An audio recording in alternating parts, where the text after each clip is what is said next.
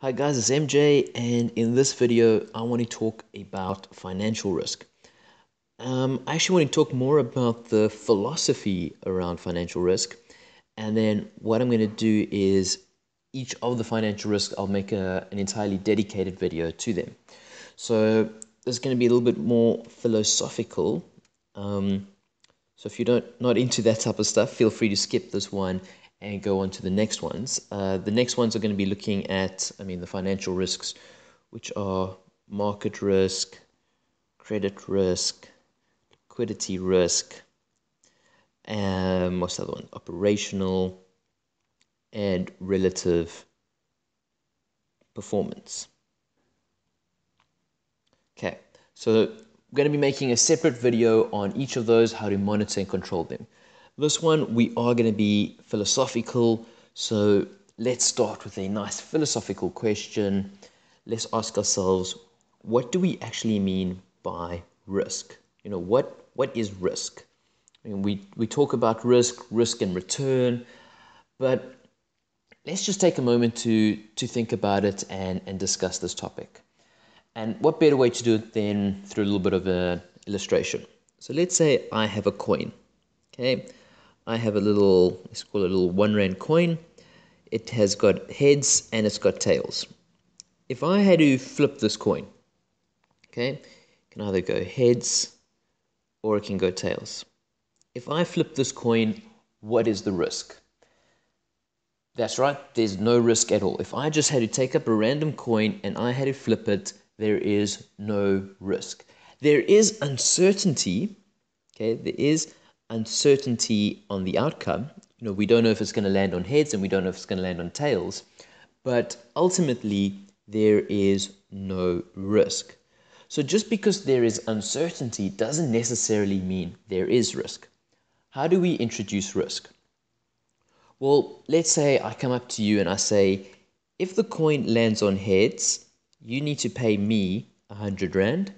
And if it lands on tails, I'm going to pay you 100 Rand. Okay, now we flip the coin. There still is uncertainty with heads and tails, but this time there is risk. And what is the risk? Well, the risk is that I could potentially lose 100 Rand. The fact is that there is a possibility of loss. Could you use that as a definition for, how do you spell possibility? Possibility of loss. Could you use that as a little definition for risk? Yes and no. I think risk is a lot more complicated because let's say this is scenario 1. Let's look now at scenario 2. Whereas if the coin lands up on heads, you give me 200 Rand, and if it lands on tails, I give you 100 Rand. Does this have the equal amount of risk? Well, if we're defining that the risk here is that I could lose 100 Rand and I can lose 100 Rand with a 50% chance, so the risk people might say is 50 Rand. But the risk over here is also 50 Rand. Yet most people would choose scenario 2 if they're the one who's going to be receiving the 200 Rand compared to scenario 1. Yet both of them have got the same risk.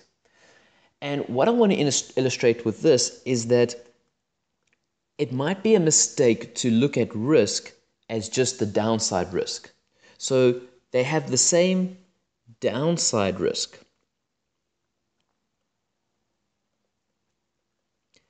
But they have different upside risk.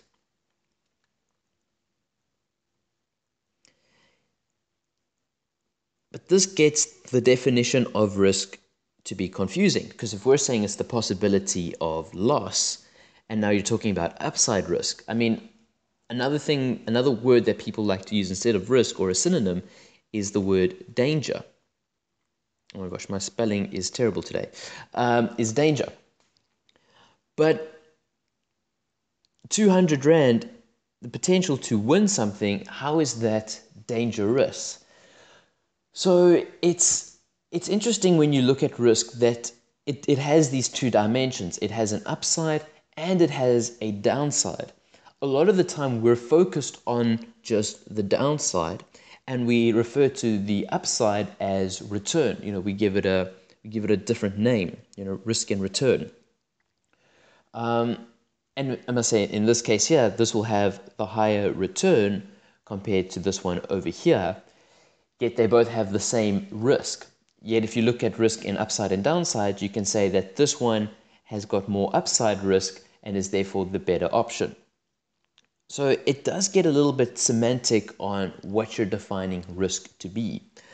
But it's interesting to note that risk is created because of the action that we took.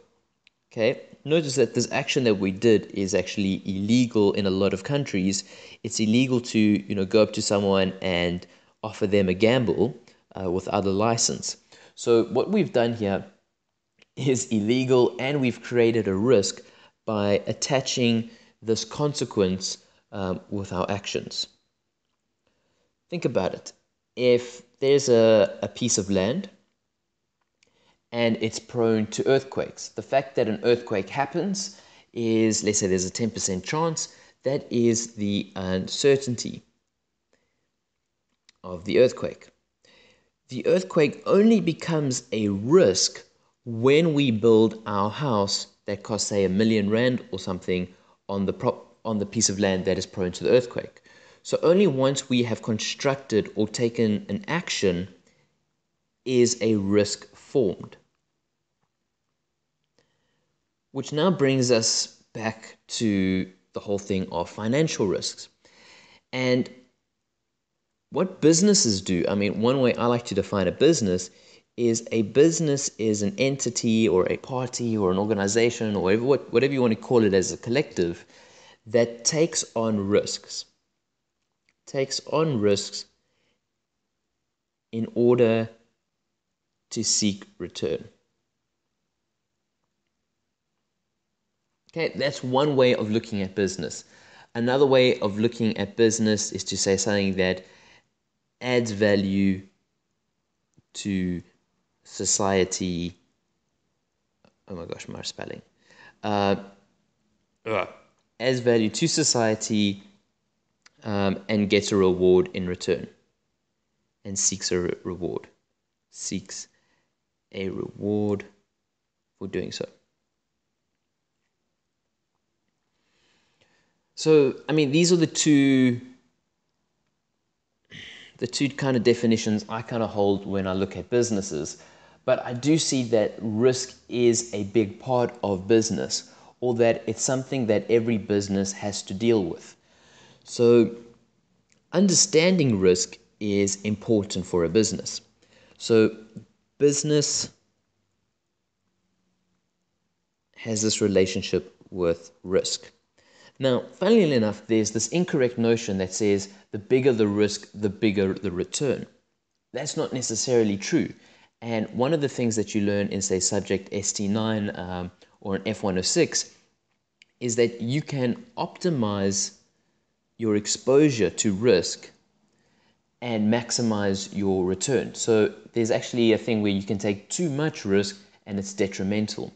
So it follows the curve. People think that this is the curve, with risk and return, whereas it's more likely to be something like that, where there is an optimal point and afterwards your return is going down even though you're taking more risk. But that's, again, another philosophical thing where a lot of actuaries have proven it, with some maths and with some empirical evidence and so forth. But the point that I want to get across to you is risk occurs because of our actions. It's the consequences we apply, or the consequences of uncertain events, such as flipping the coin or the earthquake. And there's upside and there's downside risk. I just want to end off this video quickly by looking at these risks just holistically, and I'm uncomfortable with the categorization of risk. So they've called this financial risk. And I wonder why they've used the word financial, because majority of risks, if not all risks, have a financial consequence, hence why they are a risk. Over here, the earthquake, it breaks down our house, we need to repay it, that's costing money. With flipping the coin, money is directly involved. So both of them are financial risks. I mean, if you search non-financial risks on the internet, you'll see people start talking about operational risk. Yet that's incorrect, because if there is an operational risk and something bad does happen in operations, it has a financial consequence, and therefore it can also be considered as a financial risk. So I am confused as to why they have this category of financial risks, because in my opinion, all risks have a financial nature, whether it be directly or indirectly. I also have a problem with putting risks into these little boxes like market risk or credit risk or liquid risk and all these various things, because you will come across risk, and it's quite interesting, where some textbooks refer to a certain risk as credit and another textbook will refer to the exact same risk as market risk. For example, if you buy a credit derivative and it moves against you, is that a credit risk, because that is what the derivative is paying out on? But it's an instrument that's been purchased in the financial market, and any wayward performance of it falls under the market risk. So it is, I don't like these categories too much. And when you tackle risk and when you start thinking about risk, yes, it's beneficial to maybe group them under these headings, but realize that they're not a strict heading. It's not strict, it's not set in stone. They can fall under market and credit risk, can be a little bit market, a little bit credit risk, can have a little bit of a liquidity risk, can be a little bit of an operational risk. So if the person, let's say at your coffee shop, forgets to fill the till with petty cash, that's an operational risk, and it's a liquidity risk, and it might get people to rather go and buy coffee next door, which then turns it into a relative performance risk as well.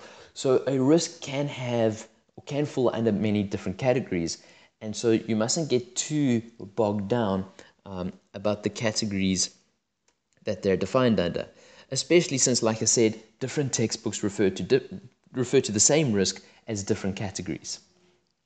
But overall, or having said that, the following videos, we are going to look at market risk by itself, then credit risk, then liquidity risk, operational risk, and relative performance risk. And we're going to be looking at it from an institutional investor. So a person who invests other people's money, or his day job is to manage assets and liabilities and things like that. Because different people are exposed to different risks and will have to react to them differently, type of vibe. But there we go. This is a general philosophical video around financial risk, introducing the topic, and I look forward to chatting about the various categories, even though I'm unhappy with categorizing them, in the following videos. Thanks guys so much for watching, and remember to subscribe. A new video does come out every single day. Cheers.